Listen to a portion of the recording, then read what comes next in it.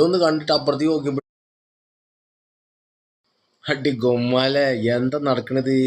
എന്താ നാട്ടിൽ നടക്കണേ? അങ്ങോട്ടും ഇങ്ങോട്ടൊക്കെ കളം മാറി ആൾക്ക് കൺഫ്യൂഷൻ ആവുമല്ലോ. എങ്ങടൊക്കെ ആരൊക്കെ പോണേ?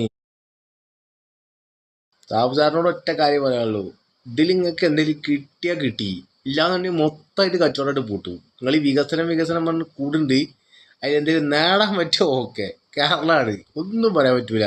കിട്ടിയില്ലാന്നുണ്ടെങ്കിൽ ഒക്കത്തുള്ളത് പൂജി കയ്യാലും പുറത്തുള്ളത് കിട്ടൂല. അതാണ് അവസ്ഥ, അത് മനസ്സിലായിക്കൊള്ളി.